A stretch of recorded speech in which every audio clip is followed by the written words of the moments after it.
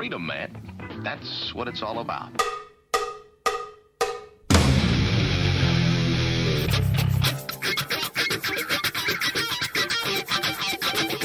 You've got to groove on freedom, like the good book says.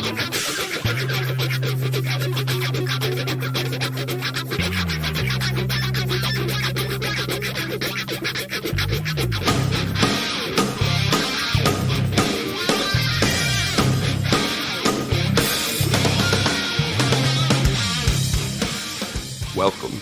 You are listening to What on Earth is Happening.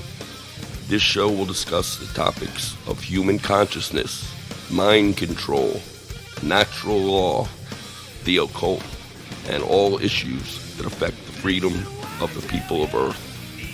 What on Earth is Happening will endeavor to shine light upon the darkness of our world and to offer empowering solutions to the problems we face as humanity approaches its critical moment of choice.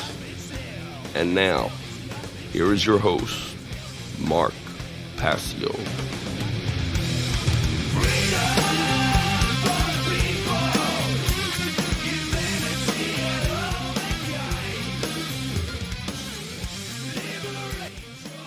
Welcome, one and all. You're listening to What on Earth is Happening here on the Oracle Broadcasting Radio Network.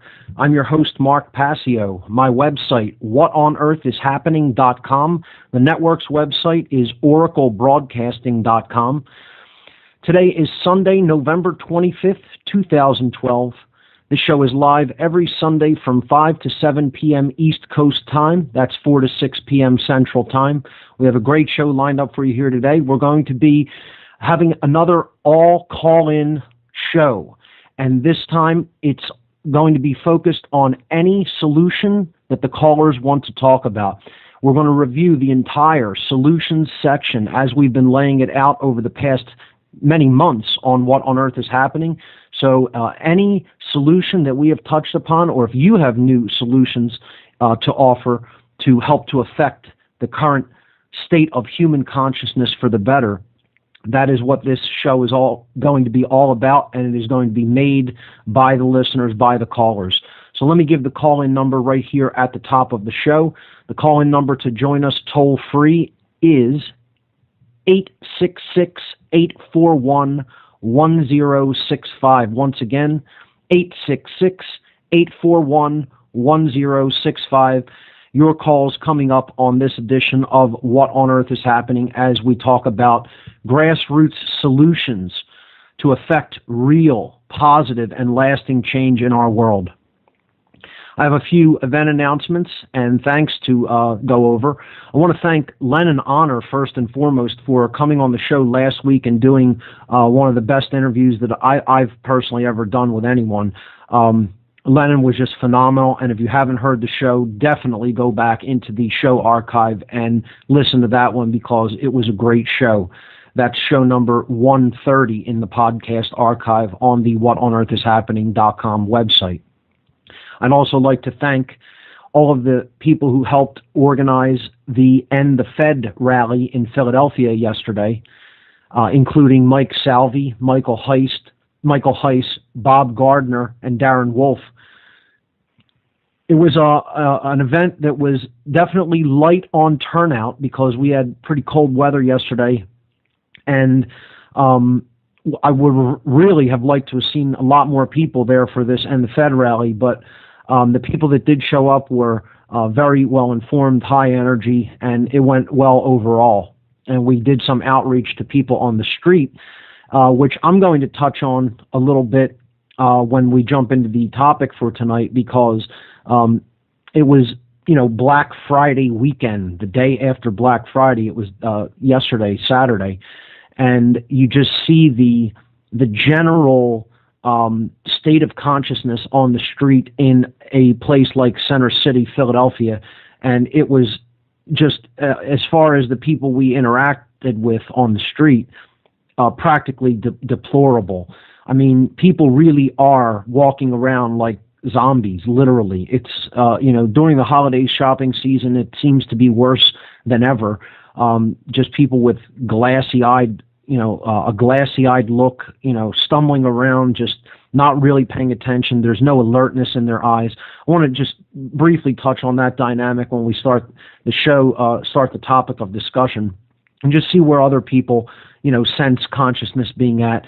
Do you see it, progressing? Do you see it getting better, or do you see it really taking a turn for the worse and descending at an even faster pace? So, thanks to all the organizers of and the Fed rally yesterday for their efforts and outreach. And I want to thank Larkin Rose for appearing last night at Truth, Freedom, Prosperity Live, TFP Live. Larkin did a great job, and he was the featured interviewed activist at TFP Live last night at Underground Arts. So, of course, ladies and gentlemen, the Free Your Mind 2 conference coming up here in Philadelphia in April. It is just going to be an incredible event. We're really excited about the speaker lineup, and I have a new announcement to make for it today. So Free Your Mind 2, a conference on consciousness, mind control, and the occult, here in Philadelphia, Pennsylvania, April 25th, 26th, and 27th. Free Your Mind returns to Philadelphia in 2013 with a 3-day conference featuring top caliber whistleblowers from across the country who will shed light upon our world's problems and bring forward empowering solutions. The location is the beautiful Arch Street Meeting House at 320 Arch Street here in Philadelphia, in the historic district of the city. The doors will open at 8 o'clock a.m. each day, with the program beginning at 9 a.m. each day. The featured speakers so far are Alan Steinfeld, Alfred Weber, Andrew Bashago, Ben Stewart, Bob Tuskin, Kathy O'Brien, Curtis Davis, Dr. Dream, Freighter X, Freeman Fly, Jan Irvin, Jay Parker, Jim Fetzer, Larkin Rose, Laura Eisenhower, Lennon Honor, Loren Moret, myself, Mark Passio, Mark Phillips, Marty Leeds, Randall Carlson, Ross Ben, and Sonia Barrett. We'll be adding one more speaker to complete the lineup. The advanced ticket prices: for the Thursday conference, $30. For the Thursday meet and greet, $20. And I can announce today, confirmed, after the speaker meet and greet, we will be having a theremin concert, the Divine Hand Ensemble, that has been known to play at the Tesla celebrations, the Tesla Energy Independence celebrations, when we have those in Philadelphia. The Divine Hand Ensemble, centered around the theremin, played by Mano Divina and his 8-piece string ensemble, will be playing after the meet and greet in the main hall at the Arch Street Meeting House. We're really excited to have the Divine Hand Ensemble on board. We are not going to increase the price for the meet and greet. Everyone who buys a ticket for the meet and greet will get to go into the concert for free. So for $20, you get the meet and greet with a meal of vegetarian and vegan cuisine served at the meet and greet, plus the concert featuring the Divine Hand Ensemble. I mean, you can't beat that anywhere. That is just an incredible deal. And we will also be offering just admission to the concert featuring the Divine Hand as a separate ticket. So even if you don't have a ticket for the meet and greet, you can purchase a ticket to just see the Divine Hand Ensemble play at the Arch Street Meeting House as well. So for the Thursday meet and greet with a meal and with a concert afterward, $20. The Friday conference, $40, and the Saturday conference, $40. For all 3 days, plus the speaker meet and greet and concert featuring the Divine Hand Ensemble, $120. Very, very reasonably priced. The best way to help support this conference is to buy an advanced ticket. The advanced ticket sales we are counting on to help offset the costs that we need to put up front to bring all of these speakers into Philadelphia. We have to pay their round-trip fares into the city and then back to where we're bringing them in from. So that is very expensive, and we really need advanced ticket sales to help cover those costs. So if you're planning on coming to the Free Your Mind conference, Free Your Mind 2 conference, please get your tickets now. Now is the time to pick them up in advance. We have to cover all of the travel arrangements by no later than mid-February at the very latest. So we're really hoping to have a lot of advanced ticket sales come in over the next couple of months. So an advanced ticket sale is better than a donation. If you could make a donation, help support the effort, that's welcomed and encouraged. But an advanced ticket sale is even better than a donation. So that's the Free Your Mind 2 conference coming up April 25th, 26th, and 27th, 2013 here in Philadelphia. For speaker bios and ticket information and venue information and much more, please visit the conference website at www.freeyourmindconference.com.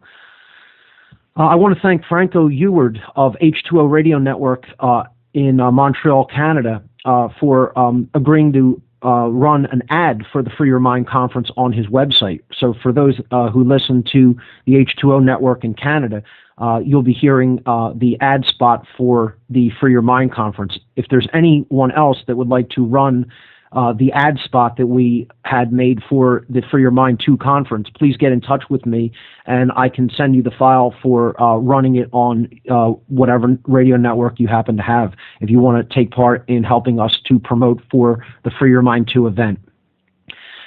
I'd like to announce that I will be appearing on These Changing Times, a radio show out of the United Kingdom. I was invited by Tony Kilvert to appear this Wednesday, November 28th, from 8 to 10 p.m. UK time. That's 3 p.m. to 5 p.m. Eastern time. And the website is These Changing Times Radio. Times is spelled with a Z. So These Changing Times with a Z, radio.ning.com. You could check out that radio station out of the United Kingdom. Also, the Truth, Freedom, Prosperity documentary night, the documentary screening and discussion evening, will be taking place, as it always does, on the last Thursday of every month. This Thursday, November 29th, 2012, at Essene Food Market. Essene Food Market is at 719 South 4th Street. That's the corner of 4th and Monroe Streets in Philadelphia. This month, we will be screening the documentary The Turning Point, which is a documentary about the Bilderberg Group. It exposes the Bilderberg Group, what this international think tank of high financiers, politicians, media moguls, etc., is all about, what their agenda is, and why it is so important for alternative media to cover this, since the mainstream media refuses to do so. So the Turning Point documentary, our featured documentary this Thursday night, November 29th at 6:30 p.m. at Essene Food Market, 4th and Monroe in Philadelphia. For more information, please visit truthfreedomprosperity.org. One other quick announcement about the documentary night this Thursday is that we will be joined by a special guest who is coming into Philadelphia for a few days this week and this weekend, and appearing at the documentary screening and discussion evening at Essene Market on Thursday will be my friend Frater X from the American Freedom Radio Network. So Frater X will actually be joining us in person for the documentary night, and he'll be getting involved in the discussion as well. So if the great documentary we're showing isn't enough, if you want to come and meet Frater X and maybe even get in a discussion with him about the movie and about anything else that's going on in the world, come on out to Essene Food Market this Thursday evening at 6:30 p.m. The ad-free chip-in effort for the What on Earth is Happening radio show currently stands at $350. Donations are steadily coming in, slowly but surely, so thank you so much for that effort to keep the show commercial-free for the 2 hours that we're on the air, with only the small 2-minute break at the top of the hour, the station break at the top of the hour. We do need to raise $1,000 by January 31st in order to keep the show ad-free on the network through the February, March, and April period. So again, it's a ad-free chip-in effort, and it goes for a 3-month period. We're at $350, so we're over a third of the way there. So good job to everyone who has donated, and keep up those great efforts. Okay, let's jump into our topic, which is solutions. And just as a very brief review, I'll go over the 10 grassroots solutions that we've covered in depth on the What on Earth is Happening radio show over the past several months. These are basic grassroots things that people can do and put into practice in their life to help to heal themselves and their own worldview, and ultimately to bring others to a balanced state of consciousness as well, to help to bring others to that balanced state of consciousness, which we so desperately need in this world before we encounter disaster head on. So we've talked about 10 basic overarching solutions. Of course, we could get into, different sub-solutions within these, and there are other things that kind of fall under the umbrella of these solutions we didn't get really in depth into, but we've done that over time, like free energy, getting off of the polluting and unsustaining energy paradigm that we're currently addicted to. I guess you could say that even falls under the detachment from our current monetary system, because it's just basically acting as a form of energy. But we need the real thing. We need to tap into the real unlimited energy supplies that are actually all around us in nature. We've talked about many different solutions. The healing of one's own worldview, getting out of the poisoned worldview, the poisoned paradigm, the way of looking at the world that we've been fed through the media and through indoctrination and manipulation techniques over the years, really since we've been born. We're continuously fed this poisoned worldview. That there's too many people, that we're always, going to be low consciousness beings, that's just human nature, and that there's nothing you can do about that, and looking at the individual as based on their role in life or how much money they have in their bank account. These are all completely low consciousness ways of seeing oneself in the world, and it's something that really needs to be overturned through the process of worldview healing. And some people call that process shamanism, which is the ability to see in the dark what has been done to the human condition, so that one can actually envision solutions and then help to put those solutions into practice in our lives. So the healing of worldview is where it has to all start, and that's why we took that as the very first solution. We went over the change in the quality of our attention, how we have to get off the poison stream of media and get out of the indoctrination that we've been put through, really overturning fundamental axioms that we've been fed and that we've grown attached to. And that's all about getting onto positive, empowering streams of information in the alternative community. We talked about the development of true present moment awareness, not a lot of the concept of, tunnel vision that we often get when we hear the term true present moment awareness in the New Age movement, but what the development of true present moment awareness actually is, being in the moment and actually using all of your attention, your care, and your will to affect change, to affect the outcome, to actually make a difference in the physical world. It's not just about, focusing on minutia or hoping that something better is going to come, but it's actually about being truly present so you could put your full energy behind creating change as a true change agent in the world. We talked about changing our diet as the fourth solution, getting off of the poison so-called sustenance that we take in, the so-called food that we take in on a daily basis, which is really nothing of the kind. It's basically been poisoned and tainted. And we need to understand the importance of high nutrient density, organic, fresh, locally grown foods, and how that can really help to change not only our body, but of course our mind and ultimately our connection to spirit, because it's all interconnected. It's all, one and the same system. It's a holistic interlocking system, the mind, the body, and the spirit. So changing the diet is such an important part of that process of coming out of low consciousness and helping to purify oneself. It's a process of alchemy, as we talked about. The fifth solution we went over was the detachment from the monetary system, which has such a stranglehold over humanity and humanity's mind. We talked about money as a religion, and one of the three aspects of what I call the unholy trinity of religion, government, and money. And we talked about how difficult it can be to detach oneself from the existing immoral monetary system that is in place.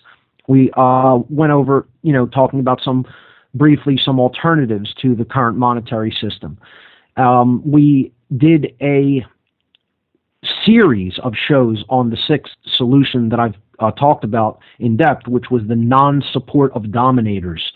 Probably what I consider to be the most important, understanding that there is no such thing as authority, and to stop bowing down to it and accepting it in our lives, thinking that these people somehow are justified in doing what they're doing when all they're doing is taking other people's rights, and they have no right to do so. They're not in the right.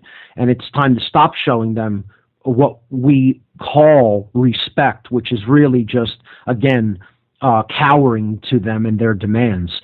They don't deserve respect because they haven't showed any respect to themselves, first of all, by being a controller and a dominator, and not understanding that you have no right to control anything except your own thoughts, your own emotions, and your own actions, and you're not in control of anything else. And getting out of the headspace of even talking about the people who do these jobs with any sort of respect or with any kind of, bowing down and putting yourself in a lower space and them up on a pedestal, or worshiping them as some kind of heroes or people who are doing something that's good instead of unknowingly serving evil in their ignorance. Harsh words, absolutely. True, absolutely.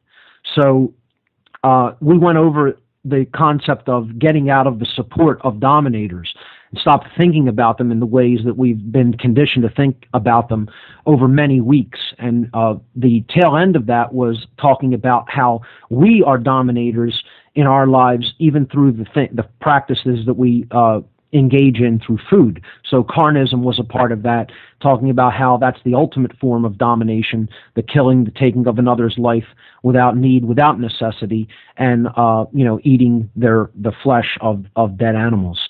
So that was part of the non-supportive dominator section that we went over.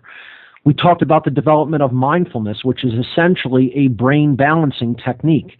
It's a way to come to a place of balance in the mind, in the brain, through different forms of meditation and just general watchfulness and becoming the observer of your own actions in your life.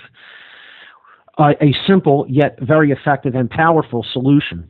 We also talked about the use of entheogens in a conscious context. This is the last, chronologically, the last solution that we went over in recent weeks.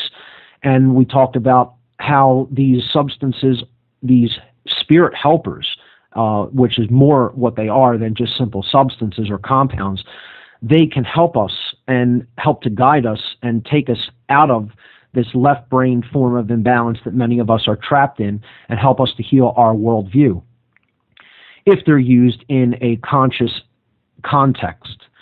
We also talked about the solution of true positive thinking, not, again, what goes around in the New Age circles as positive thinking, just envision it and you'll get what you want. But this is more in the sense of believing in yourself and not being negative about what's going on, just continuing to push forward and push ahead with sustained effort and sustained willpower, not getting into such a funk about what's going on in the world that you just stop your effort and say, oh, it's not worth it. You need to believe in yourself, and you need to know that what you're doing is helping to put the truth forward, and in doing so, engage the will completely and not give up. So that aspect of true positive thinking we covered as one of the solutions. And then the 10th solution was to help others to go through the same process of awakening that we all have in coming on to the truth from the hypnotized and manipulated state of consciousness that we've all come out of now that we are aware of what's really going on in the world. So helping others to awaken is the process of ourselves becoming a teacher, becoming that world teacher, that worldview healer, that shaman, if you will, the one who sees in the dark and helps others to make that journey through that darkness. So important to do that work. And I would argue that that is indeed why we're in the situation that we're in, that we have so few people that are willing to do that great work of becoming that teacher, because it really takes a lot of energy to do it. It takes a lot of effort, sustained willpower, belief in oneself, and study and knowledge to know the truth and have enough confidence in yourself to come out and speak it and communicate it. And not everyone is at that level of consciousness, of course, but it is important to understand, most of all, that knowing is not the end, it is the beginning. And then we have to do something with what we know. We have to put it into practice in the world and help others to come to that same level of knowledge and awakening in themselves. So that was the 10th solution, and that completes a brief outline of the things that we've talked about in the grassroots solutions section, which I call the way out. Of course, the related images for the show are always posted on the What on Earth is Happening radio page during the show, and then with the podcast after the show with each related podcast. So you could take a look at the list of grassroots solutions, which I had just been going over the outline of. It's image number 3 on the whatonearthishappening.com radio show page. Okay, let's go to the phones.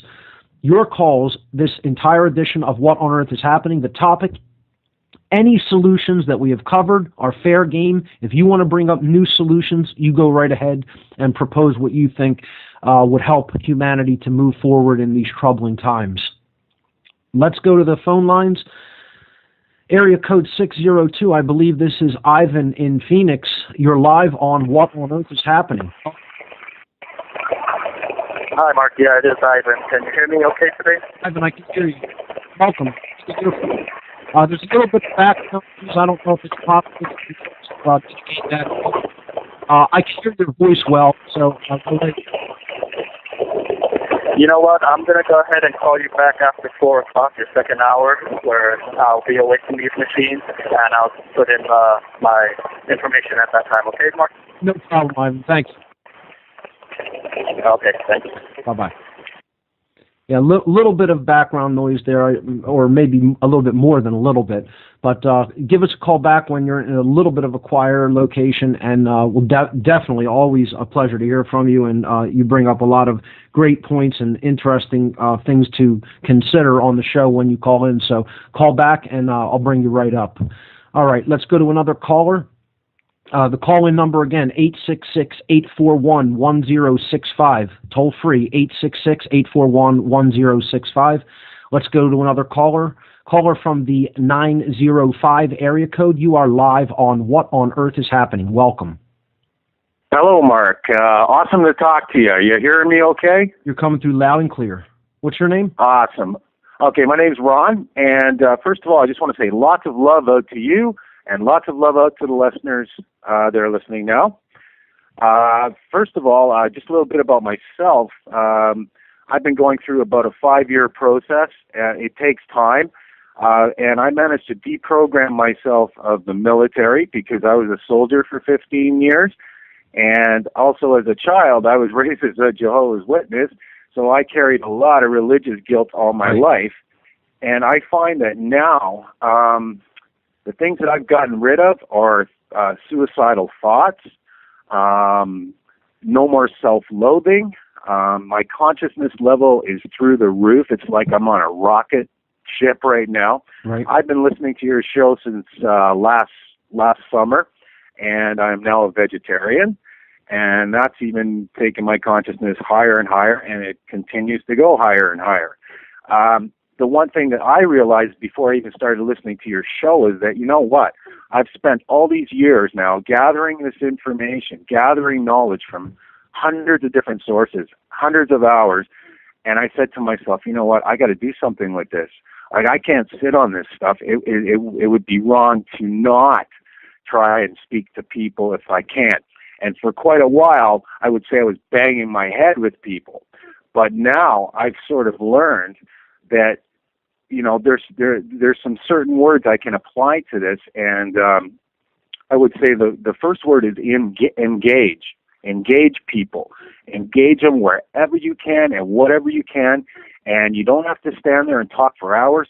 I've engaged people for 5 minutes, just on any topic you want to talk about that's relevant to what's going on, whether it be I get my water from a countryside spring, and I come back to the city, and somebody in my building sees me bringing it up, and right away they'll ask you, oh, you got water, blah blah blah, and it's like, yeah, I don't drink fluoridated water, and this is why, blah blah blah. I've talked to them for like 2 minutes, but right away you can see you've shaken something in their head that, hey, they're going to go look on the internet or something now and check this out. When I just told them, plant a seed. That seed can grow even at a future point, and your words cannot be unheard. At least they hear it, even if they don't readily understand it right at that time. It can fester in there as a seed, which can eventually sprout. Yeah, and that's another thing. Like, for instance, now I've got a woman at my gym. She asked me out for coffee because she had trouble sleeping. I talked to her. Well, you ever tried meditation? She goes, no. Well, look into it. Check it out, right? And, you know, so she wants to check it out. She wants to hear more. So I'm actually going to go out with her, right? And the other thing is, you know, keep momentum going. I mean, once you've got it, keep it rolling. Like, don't just stop. Like, and there's places you can engage people that are more aware. And one example for me is the organic market I go to. When you go there, there's people there that are already either awake or on the verge of being awake, just because that they're being responsible about their eating.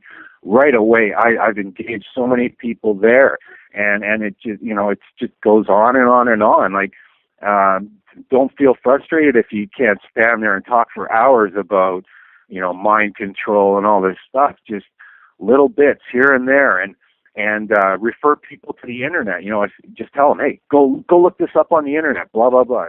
You know, so yeah, you don't need to be an expert in every aspect of this. It's even pick something that you do understand well and focus on that with people, and try to bring that to them if they're unaware of it. It's whatever your personal strengths are or what you're good at communicating, and everybody that's different in everybody. I mean, for me, of course, it's the mind control techniques and natural law. Those are what I consider my specialities or fortes to communicate to people. But you could do, anything, as long as it's something that you feel comfortable talking about and you can communicate well. Get out there and do it. And like you said, just don't stop. Just don't give up. Like, even if one person's unreceptive to it, another person will be receptive to it, and you'll make a difference in their life, even if it's a small one. And as you say, etymology is a great weapon, because people actually people like to hear when you go, do you know what this word means? Do you know what this word means? Right. This is what it actually means. And they go, oh, wow. Right. And they're like, a little bit stunned. Right. And this sort of thing. Now, just on some other points, I want to, like, when you talk about entheogens, well, as a young man, I went through all of those stuff, but in a recreational way. So I kind of know what it's all about. But some other suggestions that I would make to people along the same lines, if you don't want to try the entheogen thing, is, hey, I tell people, you know what? Go on, say, YouTube and type in Native Elders Speak, okay? And you listen to Native Elders and what they've got to say. Amazing stuff. Another thing is, hey, if you got the money, it's just as good as an entheogen is go travel to India, okay?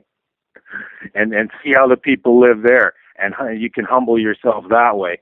And just the other thing is, have you ever heard of Ormus? Oh, of course. Orbitally rearranged monoatomic elements. Monoatomic elements. Yes. Yes. Okay. I've been on it now for about a year. if you want to raise your consciousness and do it seriously, and you have the money to afford it, I highly recommend it. I've been on it, and it's helped with my emotional healing too. So, yes, I do for recommend listeners that aren't aware of this, it's monoatomic elements, often gold and other trace minerals that are orbitally rearranged to make them into monoatomics. Monoatomic gold may be one thing that people are somewhat familiar with. And you take small amounts of this powdered form of monoatomic elements, and allegedly there is benefit to the balance of the brain, the creative capabilities, and again, emotional healing as well. It's been shown to affect. So I do engage also in taking monoatomic gold. I usually, I think it's a product called Ethereum Gold, and I found that it kind of helps with sleep as well. It the sleep cycle. Mark, Yeah. it helps with everything. I mean, and the reason I know that it was working right away, like it's taken about a good 8 months to kick in like full. Mm-hmm. But the first thing it did to me, believe it or not, I had I used to play sports, and I had a bad ankle injury that wouldn't heal. My ankle was screwed for a couple of years, and then all of a sudden everything came back to my ankle. So I knew something was up. This stuff actually does repair things in your body too. And but like I said, now I have no more self-loathing. I had that all my life, okay? And my emotions are so much better, and you become so positive that guess what? You're attracting all the positive people. That's right. The positive energy, and those are the people you can engage. As your consciousness rises, you're going to notice that you're going to be around whole new groupings of people that are going to help that process accelerate even more and even faster. Yeah, exactly. I'm attracting like people that I would never have attracted before. And you know what? There's no negative people coming towards me either. It's really, I don't know, it's beautiful. You know, a little bit bizarre, but it's beautiful. So it's really proof that the more we are in tune with higher consciousness and natural law, that is proof of the law of attraction. That is what is ultimately governing the quality of our experience in life. So yeah, so you know, more in harmony with that, the quality of your life is going to get better. I guess as a final note, I'd just like to say to people out there, don't be discouraged. I mean, you can get down, and you can bang your head, and I've done it myself plenty of times. But when you do start to engage people and you get the good feedback, then that's where the satisfaction comes from. Yeah, I fall into those states myself a lot of times. Although my best efforts to attempt not to, it still happens. And all I can say is you have to really shift your focus to not so much dependency or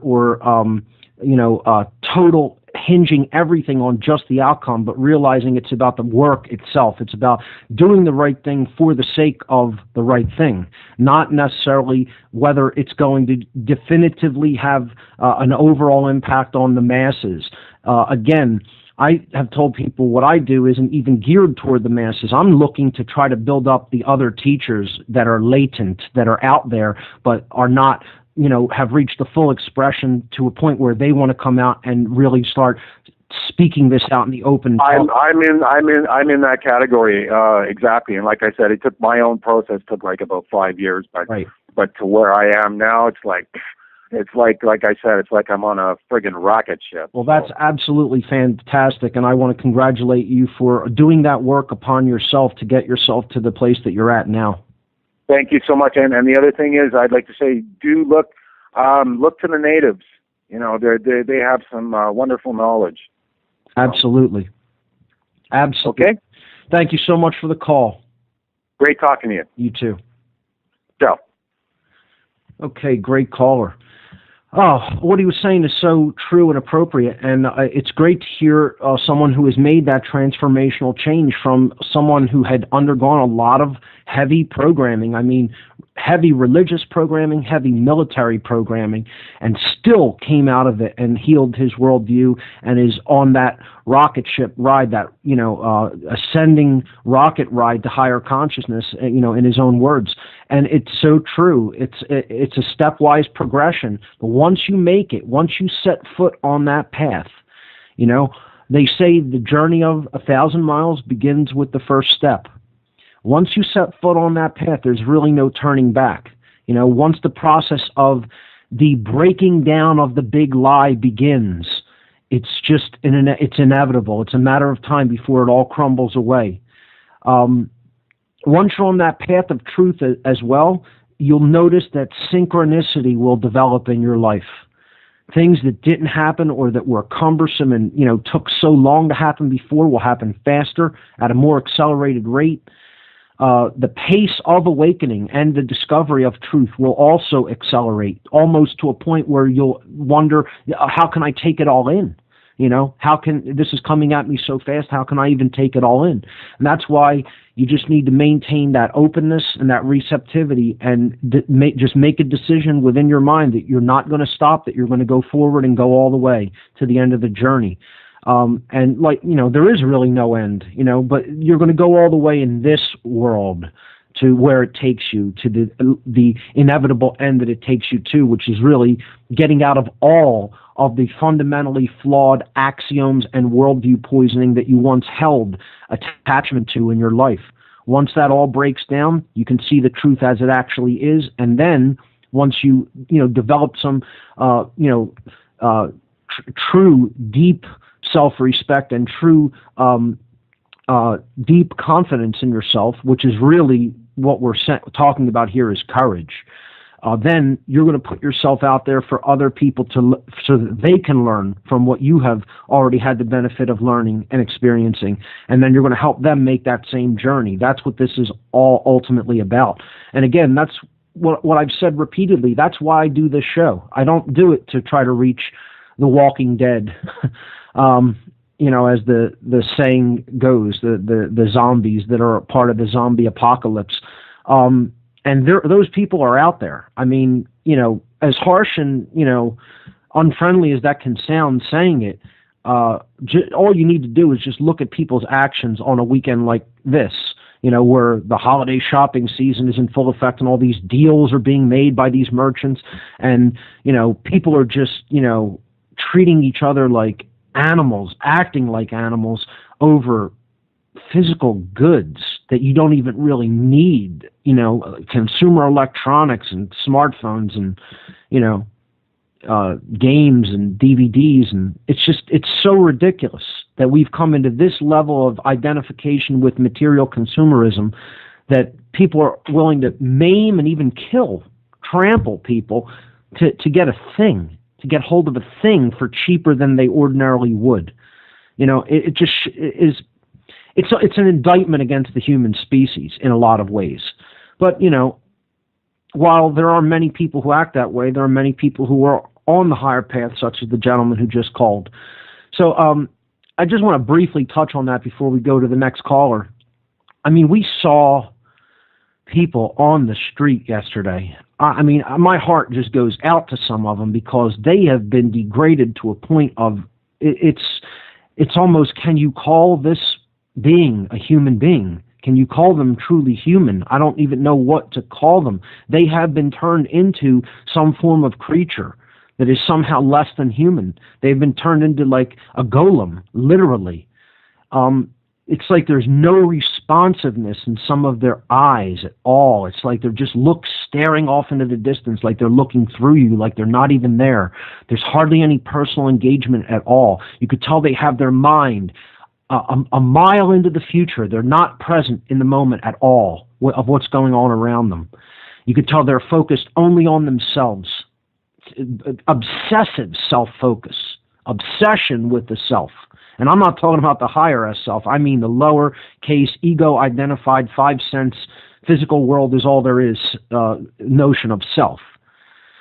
And it's so sad to see because these people are just being they're being soft killed. They're being murdered and don't even understand that they're being murdered. They don't understand that there's a war on them. They don't understand that their food is poisoned. They don't understand that all the media they have access to in their life is completely untrue and just, laden with poison that can only do harm to them if they take it into their mind.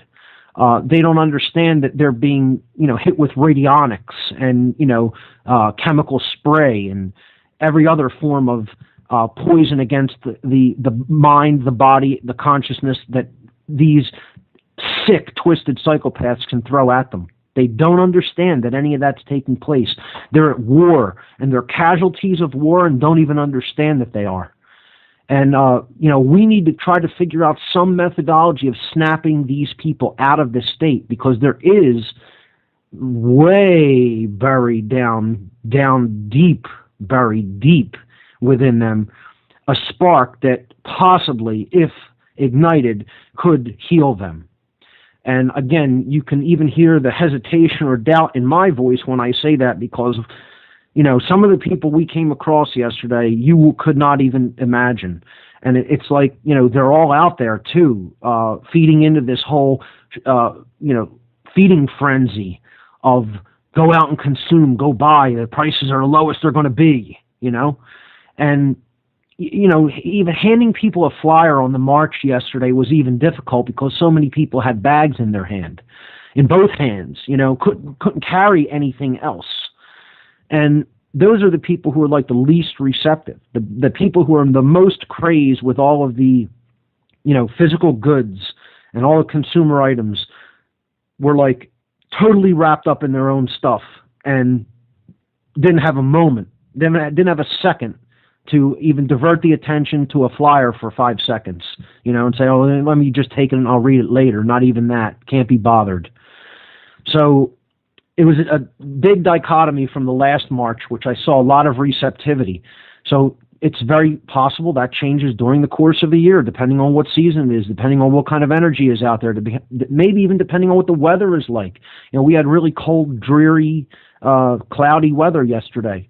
It was the coldest day in a while.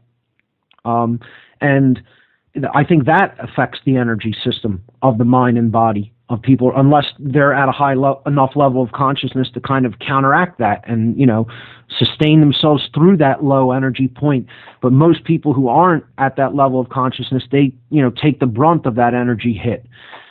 They're allowing themselves really to be victimized by these ebbs and flows in the quality of time that many different researchers have talked about, over time. And they really don't have the consciousness energy, the muscle, if you will, to really offer any resistance to that. It's like a weight that's upon them, and they don't have the strength to lift it.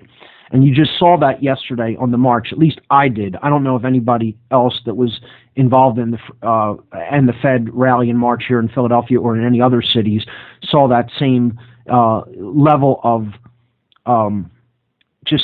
energy depletion and overall lethargicness in the public. We, again, have to renew our efforts to somehow combat this and get these people to engage, because they are under attack. This is a war that we're waging. It's a war in consciousness, and it's a war against the people of the earth. And we need these people involved in the battle. This is a spiritual battle that's being waged, whether anybody wants to admit that or not, or understands it or not. That's what it is. And we need these people to engage on that battlefield of life. So if anybody wants to offer some suggestions or talk about the dynamic that they see playing out in their area, especially if they're an activist, I would definitely like to hear from you. Once again, the toll-free number to join us to talk about solutions is 866-841-1065.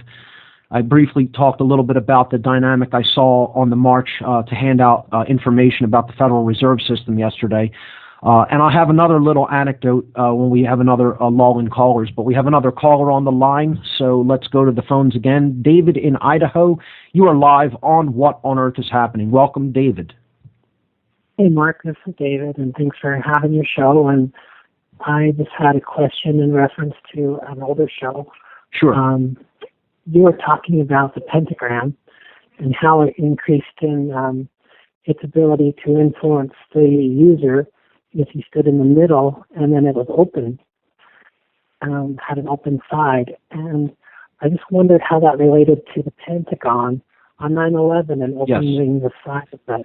Yes, we did briefly bring that up, and again, this isn't necessarily my belief. It is simply something that I was covering about what the beliefs of occultists happen to be and how they view the pentagram as a symbol and its capabilities and what they use it for. So, I don't want people to say that's my belief system. It is something I'm making people aware of that is a belief system that is out there and is deeply held by people who are into the occult, especially the dark aspects of the occult, to summon beings and use them for their purposes, for their egoic, selfish purposes. They feel that can be done. That is part of their belief system. Whether it can or cannot is up to each individual to decide for themselves. But we talked about this as being part of a summoning, to summon an energy from a higher dimensional space. And that is very, very possible indeed why the entire events of 9/11 played out the way they did, with one aspect of the pentagram, the Pentagon, which is the hub, the central hub of a pentagram, being broken. We talked about the broken pentagram in that symbolism as being in the occult world, especially the world of ritualistic magic, as being a symbol for a pact with an extra-dimensional entity, or a demon, if you will. Okay? So the broken pentagram is often called the sign of the cloven hoof, or the pentagram of pacts.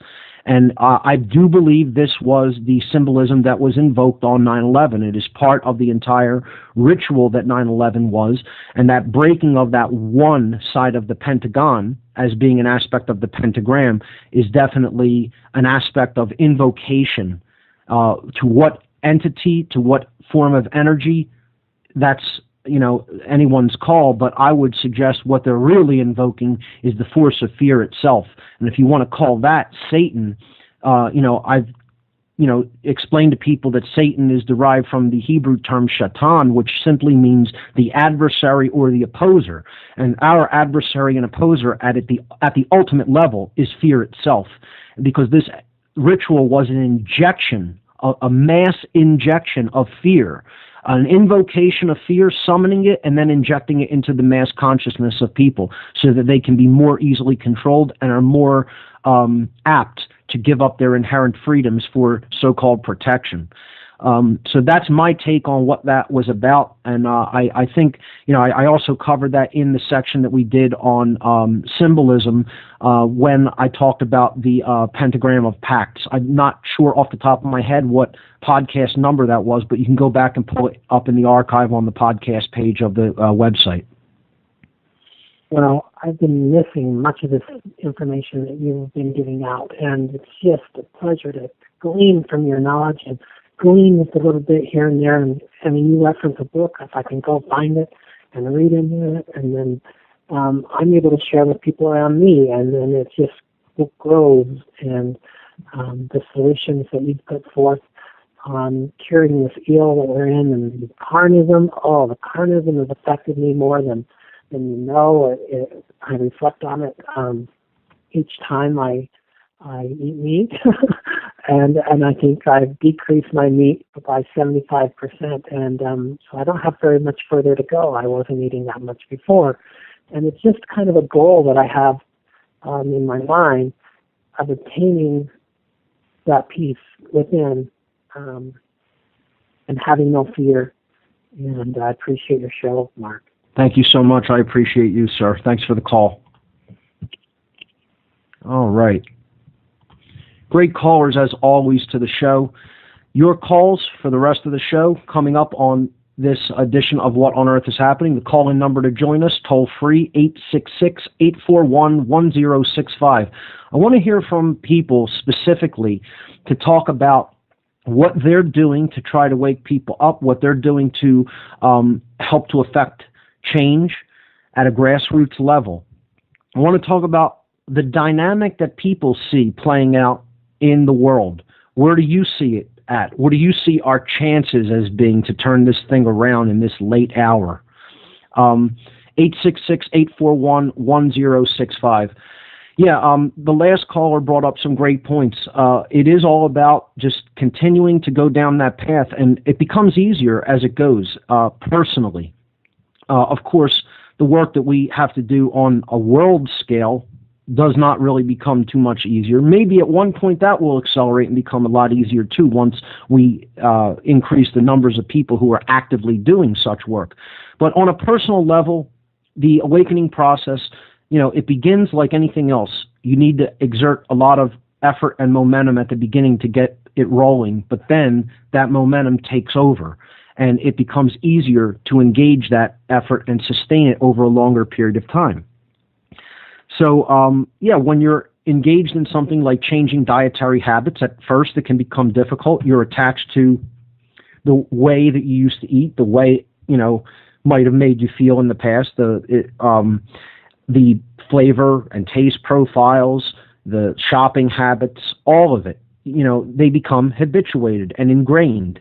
And therefore, there's momentum built up to those. And stopping something that momentum is already built up for can be difficult, because you have to exert a lot of force to break that momentum. It's like a train that's already been moving at a high speed. You have to exert a lot of force to slow that thing down. Less force than you would to keep it simply moving at that pace. So again, momentum is a key thing to keep in mind here. The acceleration of any given process, whether it be toward the negative or toward the positive, toward the awakening process.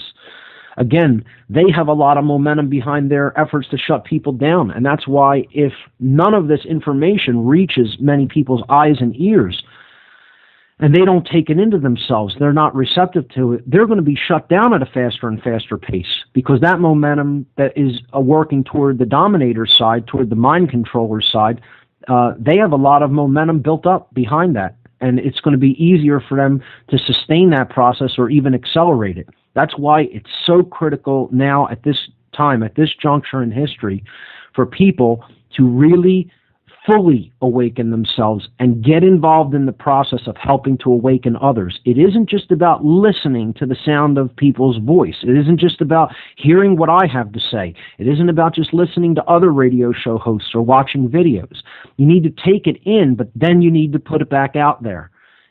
I was doing the same thing at one point, that a lot of people are on the edge of saying, well, should I step forward and make myself, publicly known and start doing this or that, and reaching out to people, and, they have all these doubts in their minds. Well, what if I'm not accepted? What if people don't want to hear what I have to say? What if they don't believe me? What if I'm not an effective communicator, et cetera, et cetera, et cetera? And there's a million different excuses that the ego is going to come up with for why you should stay silent and why you shouldn't get involved in the battle. Why you shouldn't take your knowledge to a higher level by putting it into practice on this field of battle. Okay? The ego will try to come up with a million different reasons for not doing so. And I was there at one point myself.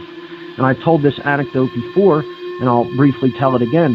Barb and I went to a meeting in Virginia, the state named after the Virgin, the goddess. Okay? And a woman there said, you have all this knowledge, what are you doing with it? And I said, well, not really much, just kind of, still building on it. And she said, what makes you think you're allowed to do that?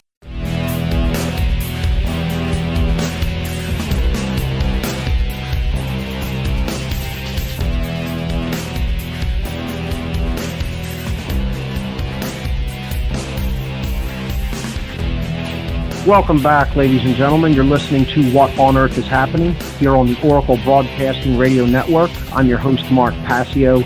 My website, whatonearthishappening.com. We're live into the second hour of the show. I apologize for completely missing the station break as it was coming in. It was very low in my headphones, and I talked right over it. So I want to go back and reiterate the anecdote that I was telling about how I waited a very long time to really get involved in opening my mouth, even with all the knowledge that I had and the personal things that I had been through in life. And I kind of still kick myself or beat myself up about that from time to time because I feel like I waited too long, and I should have gotten involved in doing it a lot earlier. But how it really manifested, or how it I realized that I couldn't stay silent any longer, is Barb and I went to a lecture in Virginia, and during the lecture, a woman who was attending, I got in a conversation with her. Her name was Pat, and we started talking about a lot of different things, and some other people were, in and out of the conversation as well. And during the course of this conversation, this woman, Pat, kind of just said to me, "You're knowledgeable about so much. I can tell you've done so much study and had a lot of personal experience. What are you doing with what you know?" And I said, "Well, not much, not really anything, really, because I'm just continuing to take in more. I'm amassing information. I'm, reading, listening, watching, and that's basically it." And her answer, made me take a step back and, do a double take, because she said, "What makes you think you're allowed to do that?" And it was like kind of a kick or a punch, that hit me. And I really thought about it in the days and couple of weeks following that, and had to say, yeah, what does make me think I can just sit on all of this info and not do anything with it? Because having this knowledge inherently implies a responsibility to do something good with it, to put it out there for others so that they may benefit from it. And that's what really kick-started me, gave me that kick in the rear end, you could say, to start doing what I'm doing now, to make a presentation, to, eventually do a radio show and put all of this information out there for other people to take in so that they can really accelerate their own personal growth and their journey in consciousness and their discovery of self.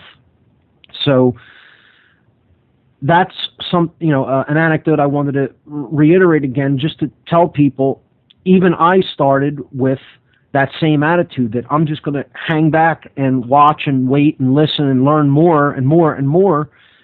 You can't stay in that position forever. That's hurting the overall dynamic. What you know well, you got to come forward and start bringing forward to others. Even if you don't have the whole entire picture, no one has the entirety of all of it, of all the pieces.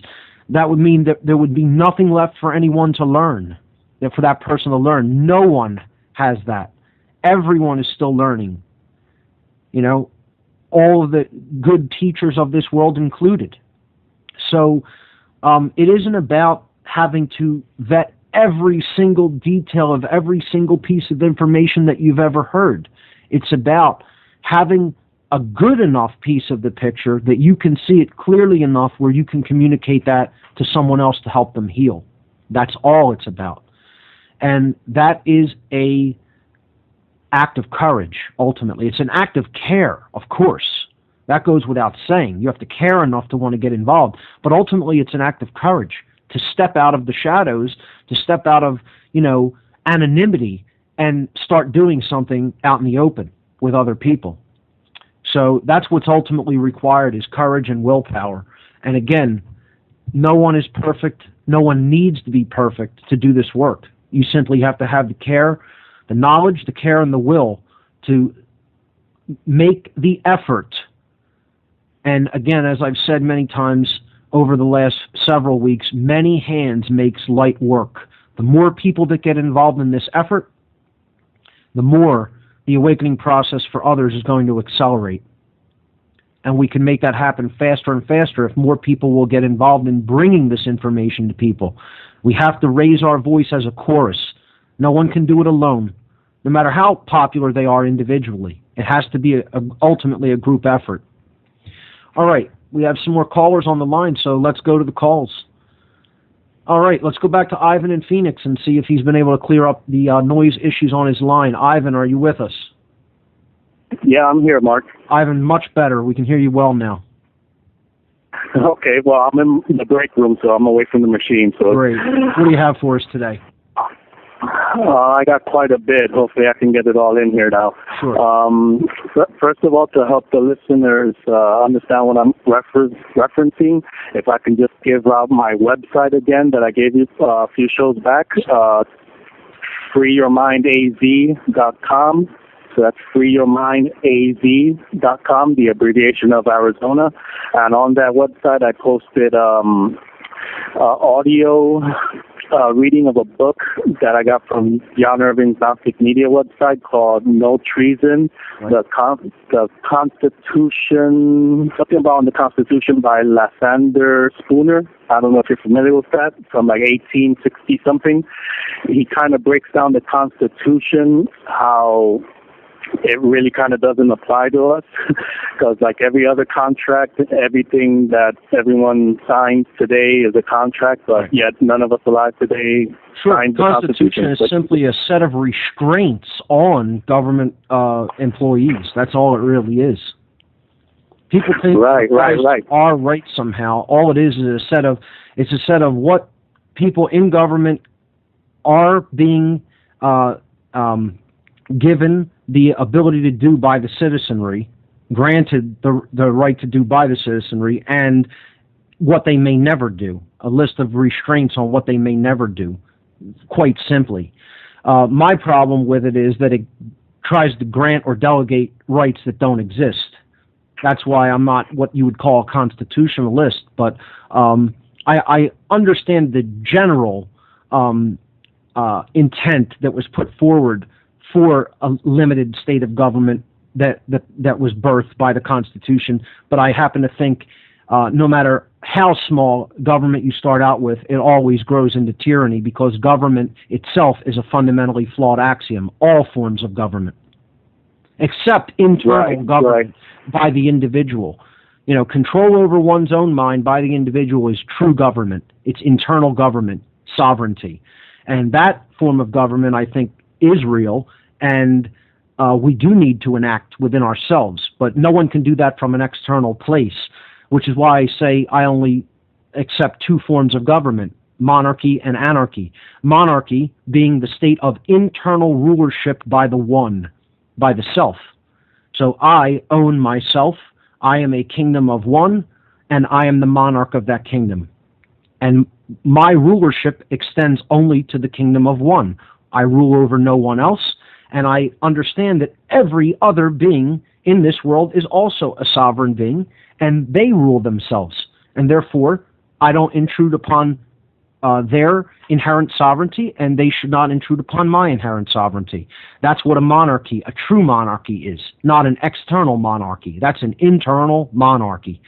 And I believe in external anarchy, which simply means the absence of masters. That's all anarchy means. Right now, what we have is the opposite. We have internal anarchy within people, which means they have not mastered themselves, and therefore we have external monarchy, this globalist, elitist hegemony called the New World Order, if you want to call it that. You know, the global elite, quote unquote. You know, the psychopathic masters of the world, the money masters, etc., the occult overlords. You know, the dark occultists who ultimately are in charge of the earth in a de facto sense, because people do their bidding, because they think they're doing something good when in fact they're serving these evil psychopaths. That is the form of external monarchy that is really reigning over us right now as a people. We need to flip that all around so that we have internal monarchy and external anarchy. Right, and there are two phrases or two words that using your green language that I mentioned to you before: free dominion and wise dominion, freedom and wisdom. So that's, I guess, the same as anarchy and monarchy. Exactly. And there was another thing. also on the website, you were talking about being out and about this weekend and how the the public was in a daze with their shopping. Also on the website. I wish I would have really taken some video footage. I didn't because I was busy handing out flyers and trying to engage people in conversation. But you should have just saw it. It is sad to witness. And I really don't know what we can do to turn it around at this late stage, but if you have any suggestions, go right ahead. Oh, man. Yeah, I know what you're talking about. I've seen it in the past. Those hordes of people at midnight waiting to get in to buy the $20 DVD players. Yeah, I've seen those lists before. But on the website, I posted an article that came out in 2009 that I was forwarded through Facebook by Peter Joseph, and it's called The Gospel of Consumption. And that is a very good, detailed article breaking down how in the early 1900s the work week was only 30 hours, right. 6 hours a day, how the little bit of money that the population earned, they were able to make it, last for the little food they needed, the clothing they needed, and the, shelter. And then gradually with the, growing of the industrial, society, more cars, more productivity, so everything started changing, and the powers that should not be gradually started changing society's perception that, we need more money so we can buy more stuff. And that's where we're at now, that everybody thinks, I need the new iPhone, I need the 50-inch TV, I need this year's new model car. And so that article breaks down very detailed and very succinctly how we got to where we're at now, and it's very, very good article. I recommend people checking that out on the website. Excellent. And Ivan, your site, I've checked it out. Really good job on everything that you put up there. This is a great example of someone who's getting involved and putting information out there for other people. It isn't as difficult to do as people might think, and the more voices that join, the stronger that chorus is going to be, and the more effect it is ultimately going to have. So, Ivan, great job on your site as always. Give the address once again for people. It's www.freeyourmindaz.com. Freeyourmindaz.com, as in Free Your Mind, Arizona. Yeah, we should have a Free Your Mind every state. Everybody should. I was thinking about that. Yeah.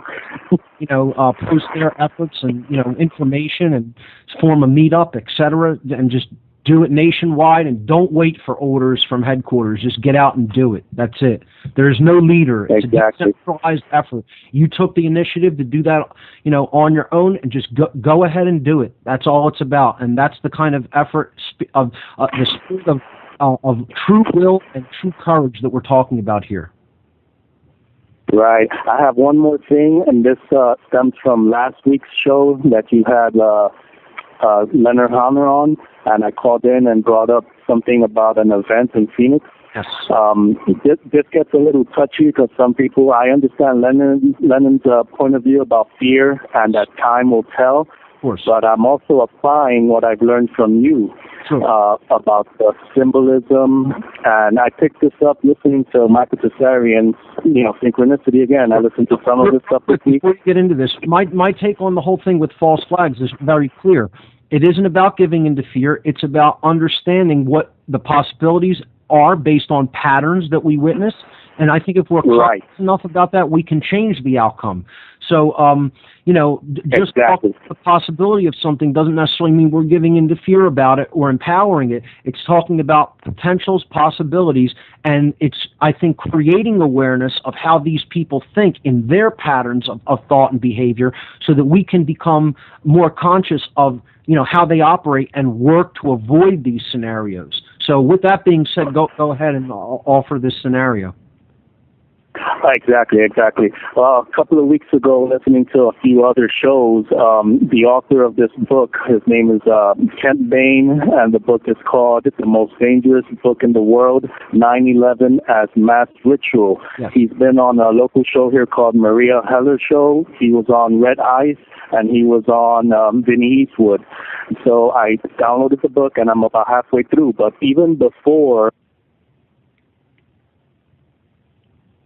Ivan, did we lose you? I'm here. There you go.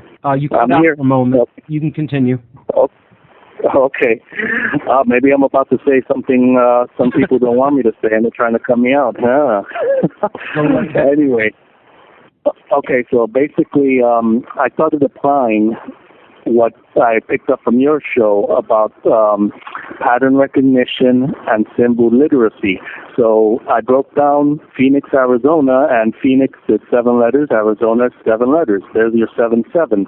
And then for the Christmas holiday, we have December 21st, 2012, and we see how in the 40s and 50s they really narrowed down this date to pinpoint December 21st of 2012. When you take the December, 1 and 2, that's 3.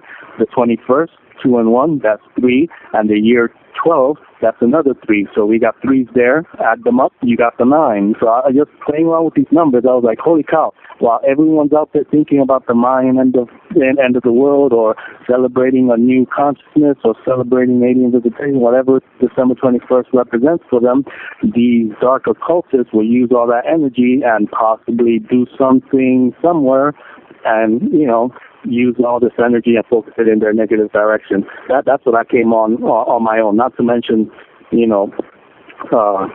from all the other conspiracy quote-unquote websites and news shows talking about Homeland Security purchasing 700 some odd million rounds, Social Security getting 400 something million rounds, FEMA planning for mass funerals, and all these little pattern recognitions led me to think, maybe something can be in the works. Not under fear, but more of a awareness, and maybe this needs to be put out there so that the consciousness, we can do hypothesis, and use a no to bring upon a positive that no, this is not going to happen. We will not let you do this. That's right.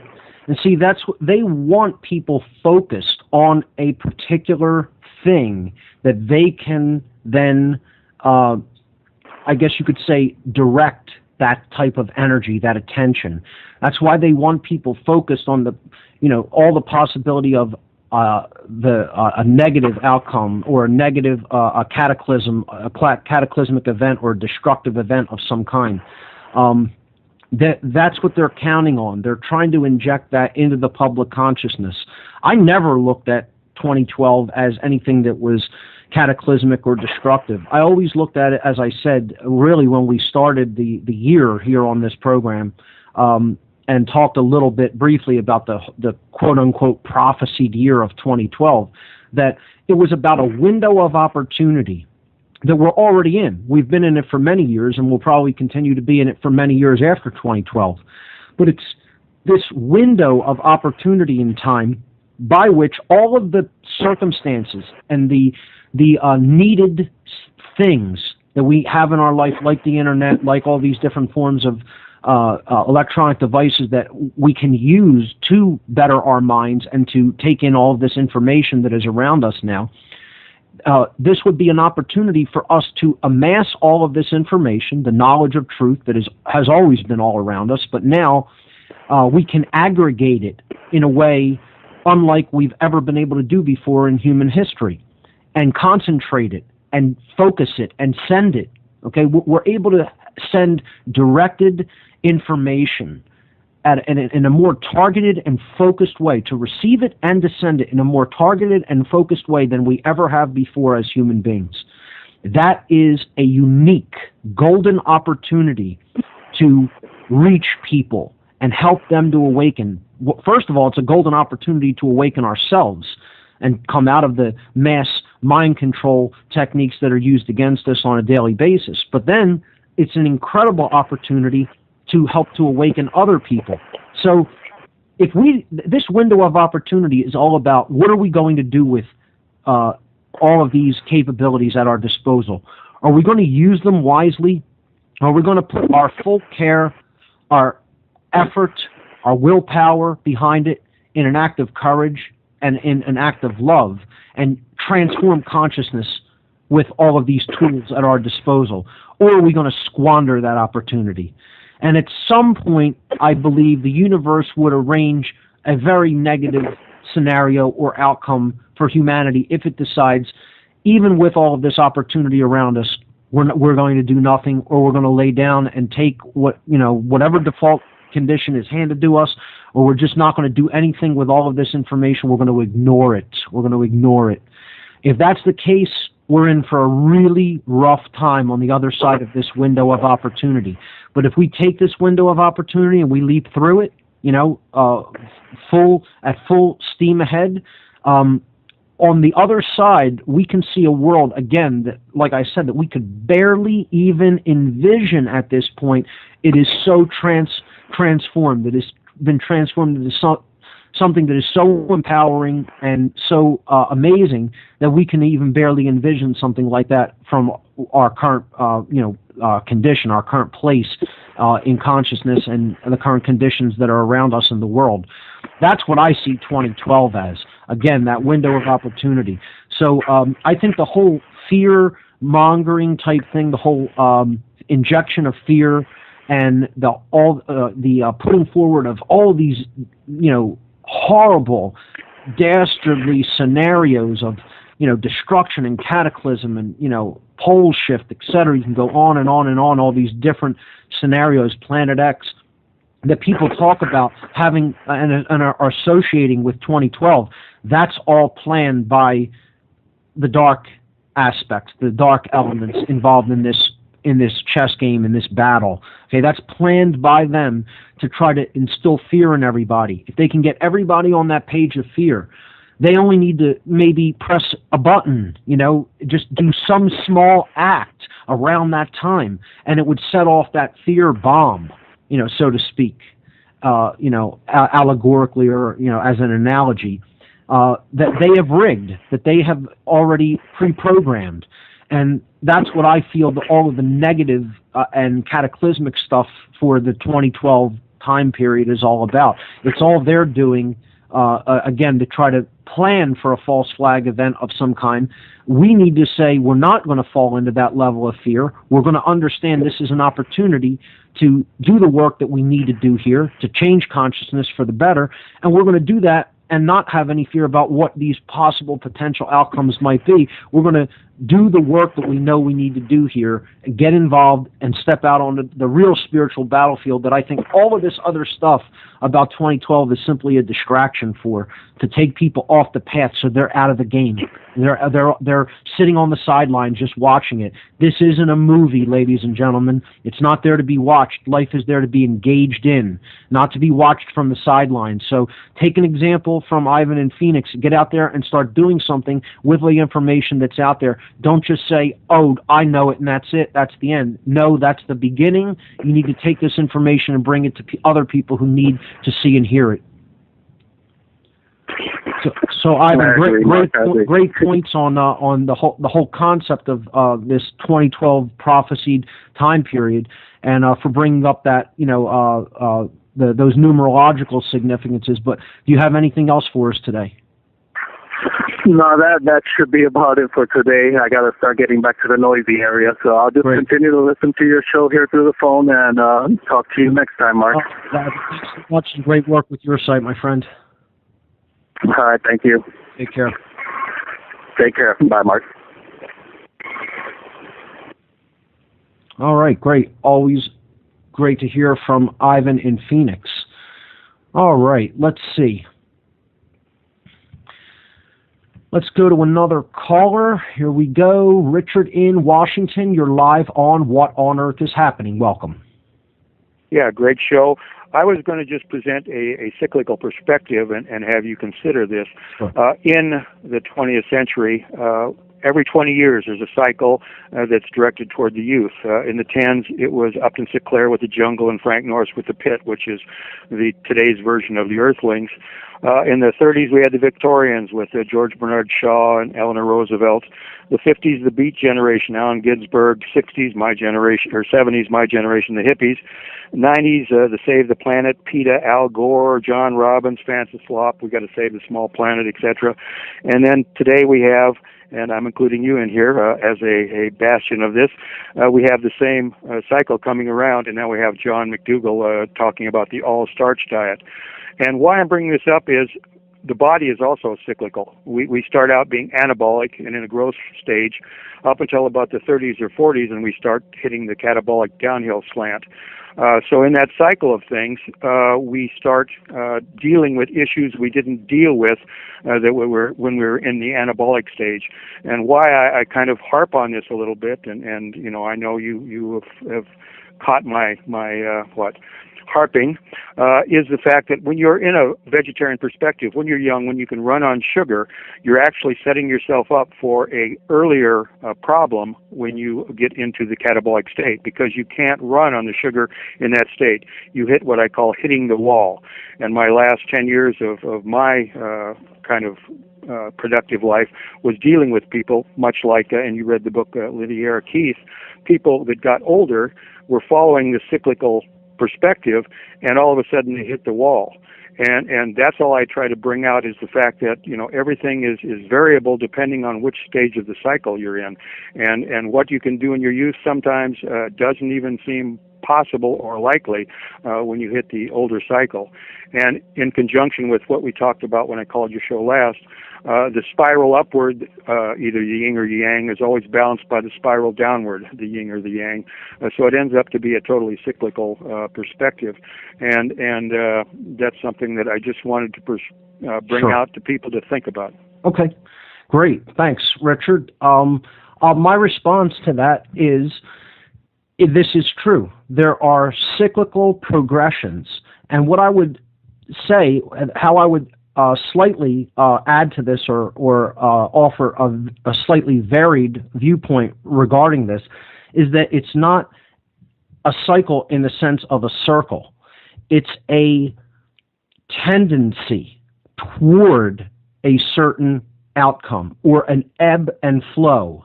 Okay, so there's a current that is somewhat pushing things in a particular or specific direction. What I would say is that is not an assured outcome. It is not a cycle in a sense that it always goes in a circle. I said last week with Lennon that it is a spiral progression, and there's always an upward movement, and of course there can be a downward spiral movement as well. It's not to say that it's always going up, but if we're alert to the changes, if we're alert to these tendencies of progression, and the ebbs and flows that come forward in time, okay, that we can use that knowledge, we can use that consciousness to even transcend some of these tendencies of flow. This is what is called in the ancient mystery teachings, the mystery school teachings, as the laws, or the principle of rhythm. The principle of rhythm. It's based in the principle of polarity, that things have a tendency to sway from one polarity to another. Okay? There is an ebb and a flow.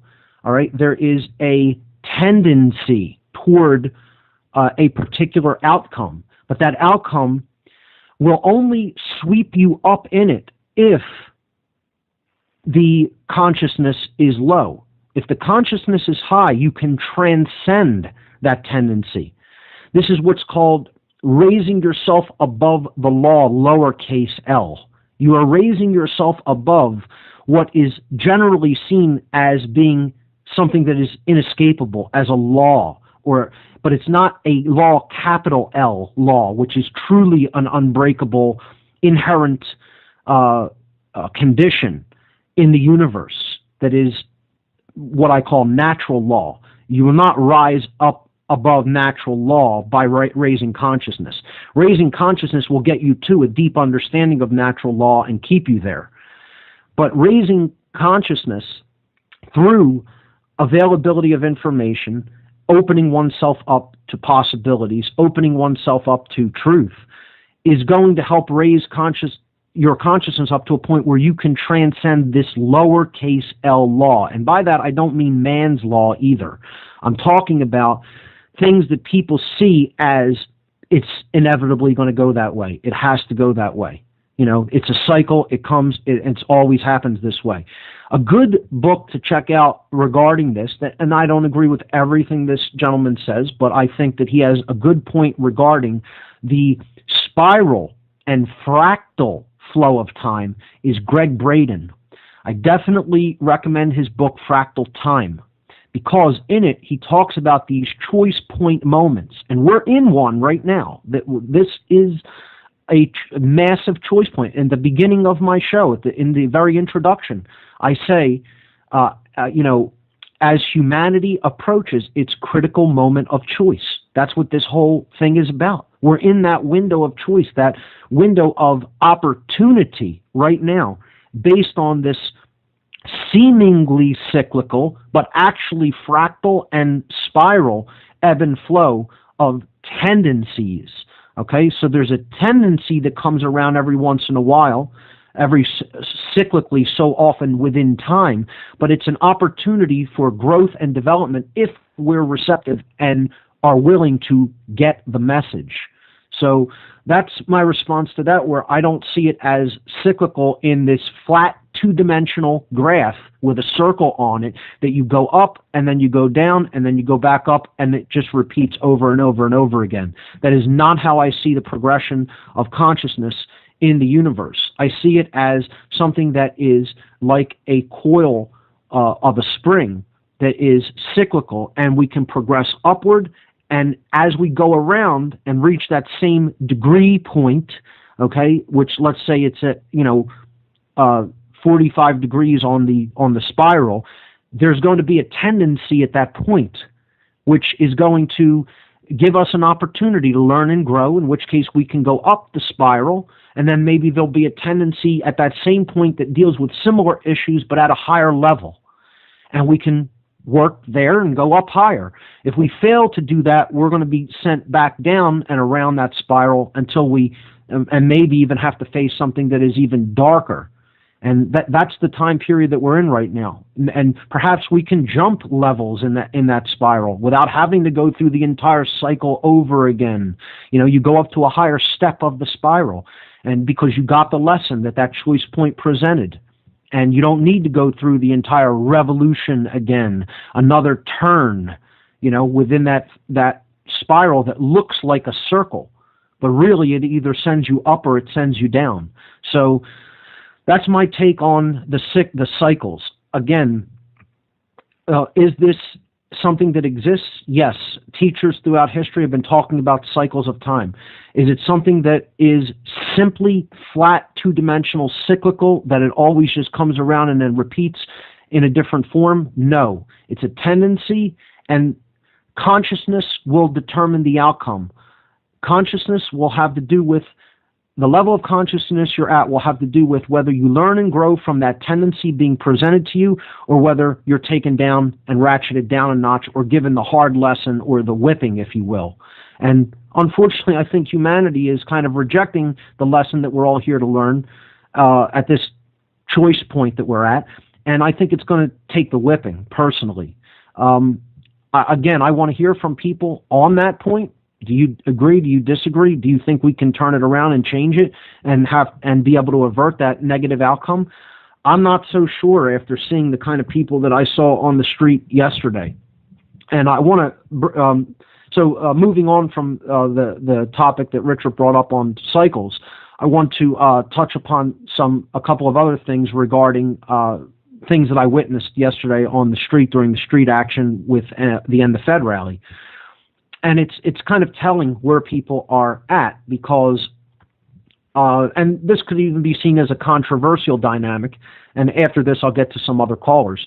But all of the seemingly well-to-do individuals on the street, not super rich people by any stretch of the imagination, but, upper middle class, seem to be the least receptive. People who by the way they dress, the items that they may be carrying, etc.,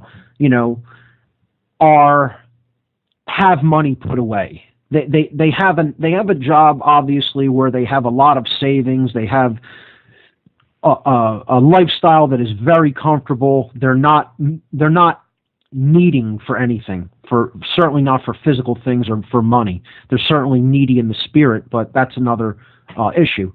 These people are the least receptive to the message. They think they're okay because they have some money. They think that's the only determining factor for whether you're okay, quote unquote, in the world or not. And you'll hear this phrase. You'll hear the phrase, no, that's okay, I'm okay. No, I'm not interested in that, I'm okay. They'll actually say the phrase, I'm okay.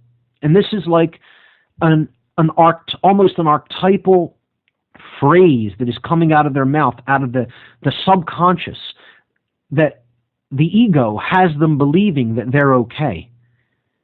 They don't even understand they're in a war. They don't even understand they're not okay. They're destroyed. They're actively being destroyed at all times and places. Their spirit is devastated. Their spirit is almost completely destroyed. And yet, they are using this phrase, I'm okay. I talked about this with some other people, including Barb, who has said, no, that's what they all continue to say. Oh, I'm okay. You know, like, oh, I don't need to know anything you could possibly have to show me. There's no information you could possibly put in my hands that I need to know. Where I'm at, I have it all figured out. I know what the world is.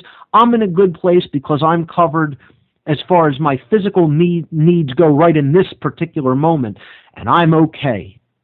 And I think that is the most arrogant, ignorant, just diseased thing that could pour out of a person's mouth who is a complete know-nothing, a know-nothing. Again, these are the people who I say have negative knowledge. And believe me, if for a couple of them that do give you the 2 seconds that they're willing to grant to have a very brief interchange or dialogue with, you know that they know nothing. You know, because they have no idea what the Federal Reserve is. They don't know what fractional reserve banking is. They have no idea about all of the machinations that went into creating this financial crisis that is plaguing this country and will continue to plague it. And they think because they're in a position right now where they have a little bit of cash that somehow they're quote-unquote okay. And all I have to say to these people, if this information probably won't reach their ears, but if it ever does, trust me, you're not okay. You're in a very bad way. Whether you understand it or see it or not right now, you are most definitely not okay. And again, the dynamic that you see always has to do with the people who seemingly are comfortable in the job or money-making role that they play in life. You know, they have a cush job, and therefore nothing else is of any import whatsoever. Their information is meaningless. Knowledge is meaningless to these people. And one of the things you see when you engage them is a smirk on their face. There's this smug smirk, as if to say, what could you possibly have to tell me? What could I possibly be able to gain from hearing one word that comes out of your mouth or one thing on a slip of paper that you have to hand to me? Possibly. This arrogance and smugness is ultimately what's going to be these people's downfall. They're not going to transcend the cycle. They're not going to transcend the law, lowercase l, let alone upper. No one's going to, there is no such thing as transcending the uppercase L law. But this lower form of law, this ebb, this seemingly cyclical flow that is an ebb and flow of tendencies throughout time, they're going to get crushed by that wave, crushed. And they've done no preparation mentally, psychologically, spiritually, definitely, obviously not physically, for the eventuality of this wave that's coming to run them over like a tsunami. And you could say, hey, that's really harsh talk. Yes, it is. Because I can't even imagine how someone this ignorant and poor in knowledge and poor in spirit can be so smug. And you just see it over and over and over and over again. Like, what? I don't even know what that is. What is this thing? This thing that calls itself a human being that you would like try to make a degradation of someone else's will and effort, that you're not doing anything. You're sitting on your ass, watching television, not getting involved in anything to make the world a better place, totally self-absorbed, totally in your own head, and you would dare to scoff at the efforts of someone else to bring solid, reliable information to other people, whether you agree with the cause or not. I wouldn't go and scoff at someone else's political cause. You know, I'm not scoffing at the people who go and march against cancer in these anti-cancer walks, these March for the Cure walks. Their intentions are good. They just don't understand that cures for cancer are already in existence. They've been with us for 100 years and are actively being suppressed. You know, that this whole medical paradigm, this model that we have of what real science and medicine is never going to give us a cure for cancer because it's only addressing symptoms and not underlying causes. And they're just misguided. They're well-intentioned but misguided. But these people are a whole nother animal. And I use the word deliberately. They're a whole nother animal. They're not even a human being. They're like an animal that is so obsessed with its own self and is so obsessed with only what it can get out of something. My own selfish interests, you know, my own little worldly desires, that they actually have a smug laugh. You know, this smug smile, you see it over and over and over again, and not just toward me, but just toward everyone who's on the march. You see someone, I'll watch someone try to put a flyer in someone else's hand, say, here you go, sir, here you go, ma'am. Would you like some information on, you know, why we're marching and what the Federal Reserve is doing to the financial situation of the American people? And they just not only won't take it, won't even bother to even engage you with speech, but they'll just have this smug smile like, oh, God, you actually think that information is important? You actually believe that there's something that you could give me that I don't know about how life works? And I just find it totally disgraceful. And in a lot of ways, it's like you almost are rooting for the negative outcome, so the people like that just get smacked by the Mack truck right in the face.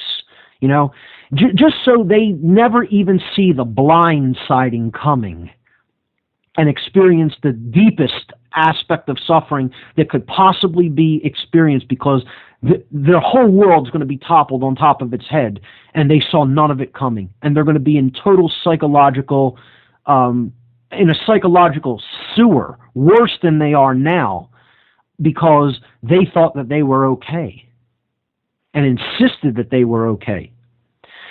And, you know, I have to try to fight with myself, with the lower aspect of myself, to say, no, we don't want to see that outcome. We want to continue to try to press forward and bring the effort forward to try to truly educate these people and get them out of their mind-controlled stupor. But it's very difficult when you see people with that kind of an attitude, literally not only not wanting help, but scoffing at people who are trying to help them. It's amazing that people are that degraded. I mean, these are literally troll, goblin creatures. They're not even, like I said, they have much, much, much, much work to do to get back to being a base human being, getting back to base consciousness. They're in total demonic consciousness. They're in a place that's so low, there's nothing lower than it beyond death. You know, beyond physical, non-existence of, you know, the animated body to have an experience within consciousness. Just go back to the void. You know, that's about the lowest layer of consciousness in the physical world that you can get, is to think you have it so figured out that no one could possibly put any information forward that you could gain or benefit from in your understanding. And that's the worst place you could possibly be at. And I saw the biggest number of those individuals yesterday because of the timing of this event, right after Black Friday, this sales craze. And to continue this anecdote before we go back to the phones, I just want to say that there was one other encounter that I had. Well, two other, actually. In front of the Liberty Bell in Philadelphia, we handed out many flyers about the Federal Reserve. And there, more people were receptive. But even there, you had people with the same attitude. You're standing in line to see one of the symbols of the American revolutionary spirit, one of the symbols of the founding of this country, which attempted to enshrine sovereignty in the hearts and minds of the people and combat and fight against tyranny and be on eternal vigilance against it. And you don't even have the dignity to say, when an activist is coming up to you saying, these people are destroying America and you need to know about it, and the mainstream media is not going to tell you about this, that people standing in line to go into and see a physical artifact, okay, the Liberty Bell, thinking that somehow they're participating in freedom, you know, by just going and visiting in person a physical object from that time period. Now, I'm not, no disrespect against the whole concept of the Liberty Bell. Fine, whoever wants to go and see it and, you know, get a glimpse into, you know, past American history, I have no problem with that. But I'm saying the people in line, many of them did engage in taking the information from our hands, but many had this same mocking or scoffing attitude. And a lot of them, you could tell, have this attitude of, these people are just troublemakers. They're just malcontents. They think they have it so bad. Why don't you go live somewhere else? I'm not saying there aren't worse places than America. Of course there are. But there's no good places in the world. The whole planet is a prison, essentially. The whole planet doesn't understand sovereignty. The whole planet doesn't understand truth. The whole planet has no conceptualization of what real freedom is. Doesn't matter where you go. You're just going to a worse place within the global tyranny. The whole place is global tyranny. So this whole attitude of America, love it or leave it, people can take that attitude and cram it up their ass sideways as far as I'm concerned. And I'll say it that harsh, okay? Because I'm not going to leave this place. I'm in here for the long haul, whether it comes to a physical revolution or not. I'm going to continue to wage the revolution in spirit and in mind. And if it comes to a physical revolution, I'm still not going anywhere. I'll be here, and I'll be fighting on the side of truth and freedom. So, you know, don't tell me where I need to leave, because this place is where I was born. It's my birthright, and it's where the people who founded this country fought and defended human freedom with blood. So, again, anybody that has that attitude about real patriots, people who are really trying to free the minds and hearts of the people in this totally brainwashed, mind-controlled country, you know what you could do with that attitude. Okay? So, that's all I have to say about people like that. One other quick thing I want to bring up is in front of the Constitution Center. Okay, now just think about this for a minute. In front of the building that represents having a, you know, land that is about we the people, there was an entire family with tons of packages seated on the steps of the Constitution Center waiting for a tourist trolley. And maybe they weren't from the United States. I don't even know. Okay, but I went up to him, me and another activist, and attempted to hand him a flyer. And they said, well, what's this? Barb said, you know, commented that it was as if you tried to hand them a recipe for cooking babies.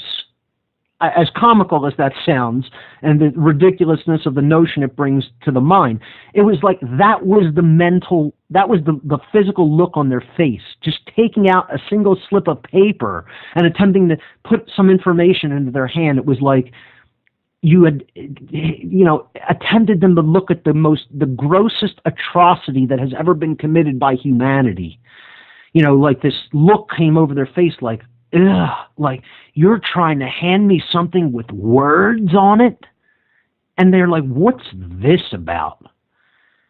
The father, the mother, and the children, all with this, you know, how dare you, stranger, approach us? You don't speak to us on the street. We're busy about our shopping and tourism or whatever.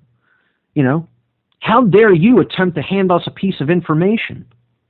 And I said, well, you know, this is a march to raise awareness of what the Federal Reserve System is doing that's completely immoral and basically making the American people destitute with a complete Ponzi scheme, which is what their fractional reserve banking system is. We find that's immoral. We're speaking out against it. We're trying to raise awareness of what they do, and here's some information about it.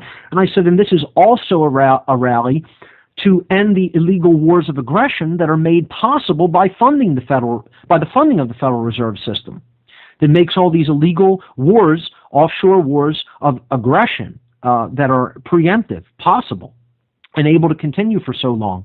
And they said, we have better things to do with our time than to waste our time with junk like this. Literally, that's exactly the response. We have better things to do with our time than to waste our time with junk like this. And I said, junk like this, like what's really going on in the world, you'd rather remain ignorant about it and do nothing about it. And you're sitting on the steps of the Constitution building in Philadelphia. I said, enjoy your slavery. You can do nothing for someone in that state of consciousness. They are a golem. They have no consciousness. They're not really a human being. They're an animal in human form, calling themselves a human being. But they are the dead. The dark occultists call these people the dead for a reason. They are the dead. Someone like that is beyond help. And I'm not trying to say get discouraged and stop the effort. But someone like that ultimately needs to be drowned by the chorus of truth that we need to raise. We need to have so many people speaking the truth that it is impossible to ignore, and that they are uncomfortable in their bubble of ignorance. We have to make it uncomfortable. We have to make it more uncomfortable for people to remain ignorant than to go to the truth, regardless of how uncomfortable that is. That's how many people need to see. People disagree with this approach, that they think no pressure is involved. Let me tell you something. To make a diamond, pressure is needed. We need pressure applied to create something that is good. It's not going to happen without willful effort and pressure. People say the truth doesn't need to be defended. It doesn't need to be defended, but it does need to be spread. It does need to be spoken into existence. And in doing that, you are creating a pressurized effect that eventually it's like walls closing in and no one can escape it. Unfortunately, that dynamic is turned upside down, and the pressure is all coming from the mind control syndicate. They're applying all the pressure, not the truth, the real truth activists, not the my freedom activists. I'm talking about people who really know what's going on. We need to apply more pressure, folks, and do that in an unapologetic way. So, I took some time to relate some negative experiences that went on yesterday, but I think it's very telling about where we're at in consciousness. Let's go to the phones to wrap up the show. Here we go. Caller from Philadelphia. You're live on What on Earth is Happening. Welcome. Is this Jay Parker? Yes. Jay, what's up? I just wanted to say, Mark, that this spring with the Free Your Mind conference and the End the Fed, End the Wars, I believe we're going to start to see some real activist groundwork in Philadelphia. So don't despair. Well, it's certainly. That's all I got to say. It's certainly. Stay with me for a moment, Jay, if you will. Let's take this call out to the end of the show. Since you've called in, we could hype up the Free Your Mind conference a bit for the listeners as well. But I want to touch on what you were saying. I do think it's true that there's a lot of activist work going on here in Philadelphia. Most certainly. Okay, there's a lot of groups here. What on Earth is Happening is here. Truth, Freedom, Prosperity is here. The Free Your Mind Conference is here. The Tesla Science Foundation is here. We have a lot of stuff going on here in the city, So there's no shortage of events that are promoting truth and freedom, most certainly. The thing is, you see, not coordinated. It's not only that it's not coordinated, isn't it the same people involved in all of these groups? It's a tiny core group that's really involved in all of these groups. They're the same people that you see over and over and over again, regardless of where you go. You know, they call Philadelphia, it's a small metropolitan city. It's one of the small big cities. You know, it's like New York, it's you know, Philly is its younger brother. And it seems like it's a big town, but it's a small town as well. And you see the same people coming out over and over and over again, you know. So what do you think can be done to engage more people to get involved in all of these efforts so that we can start spreading this in a more targeted way? Well, we've had this discussion before, and also with Michael Falsetta. And basically, the outreach of Free Your Mind this April is going to incorporate an entire room of over 30 vendors dedicated to the healing arts, and also information that's going to empower people psychologically and financially. And that's where we have to start, in just the street level, you know, grassroots, and build organizations that are truly grassroots. That's right. The problem with Campaign for Liberty and the Ron Paul organization was basically they wanted to be Republicans. And the truth is neither Democrat nor Republican. Right. It's the truth. They want to become the new establishment instead of ultimately removing the quote-unquote establishment, you know? Well, the establishment, if we have a revolution, then the oppressed become the oppressor. Right, exactly. And I'm really hoping that, you know, I know this is going to sound New Age cornball, but I'm hoping that, you know, the Mayan calendar end, actually we get a small fundamental energy shift in frequency here on the planet, and it helps open people's minds up to new ideas. Excellent. Jay, great way to take the show out. Certainly very possible. Ladies and gentlemen, Jay Parker, one of the speakers for the upcoming Free Your Mind 2 conference in April of 2013. Great to hear from you, Jay. That's all the time we have.